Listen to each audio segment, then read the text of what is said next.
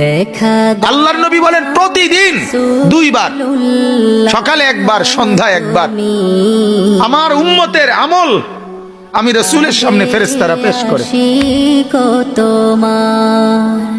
হায় হায়, নবীর সামনে তোমার নাম উচ্চারণ হয়, ফেরেশতা বলে ইয়া রাসূলুল্লাহ একটা সিজদা দেয় নাই, একটা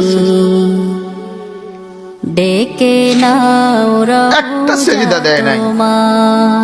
আল্লাহর নবী তখন বলে হায় আমার উম্মত, আমার 23টা বছরের দিবানিশির এই মেহনতের কোনো কদর করলি না। 23 বছরের আমার এত কষ্টের কোনো কদর হলো না। হাসরের ময়দানে নবী, দোস্ত শুনেন, হাসরের ময়দানে আল্লাহর নবী তার পিঠ দেখাবে, পিঠ, নবী তার পিঠ দেখাবে, পিঠ দেখায়া বলবে উম্মত দেখ আমার পিঠ চালনির মতো ছিদ্র ছিদ্র করে ফেলছি। তায়েফের বাচ্চারা যখন আমার পাথর মারছে, ওই পাথরের আঘাত সইতে গিয়ে সেদিন দেখবেন, পথের ধুলি সেদিন বুঝবা যুবক, নওজোয়ান, তোমার জন্য কাদার কেউ নাই, তোমাদের জন্য ভাবার কেউ নাই, মা বাপ ছেড়ে দিছে তোমারে, যা বাবা নষ্ট হয়ে যা। আহা, মোবাইলের হাতে ছেড়ে দিছে তোমারে, নষ্ট বন্ধুদের হাতে ছেড়ে দিছে তোমারে, যা বাবা পেটের বুক লাগলে ভাত খাইয়ে যায়, বাকি টাইম নষ্ট হয়ে যায়।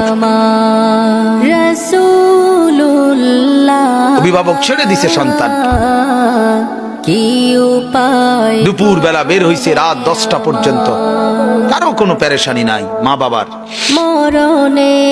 ছেলেটা কি হচ্ছে, কার সাথে উঠতেছে, বসতেছে, খাইতেছে, চলতেছে, কারো কোনো পেরেশানি। এভাবে জিন্দেগি চলে না বাজান, এভাবে জিন্দেগি চলে না। এজন্য আল্লাহ তাআলা প্রতিদিন ডাকে আমার বান্দা আমি কি অপরাধ করেছি। রাসূল প্রতিদিন বলে আমার উম্মত আমি কি অন্যায় করেছি। আমার তায়েফের রক্তের কোনো দাম নাই, আমার উহুদের দান দান শহীদ করার কোনো মূল্য নাই।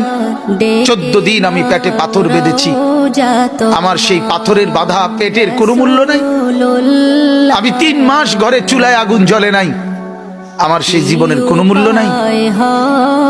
মুসলমানের ছেলেরা, মুসলমানের বাবারা, তোমরা তোমাদের আল্লাহকে চেনো, তোমরা তোমাদের রাসূলকে চেনো, মোবাইল দিয়ে হইলেও রবিকে চেনো, রাসূলের জীবনী শোনো, তাইলেও ফায়দা হবে।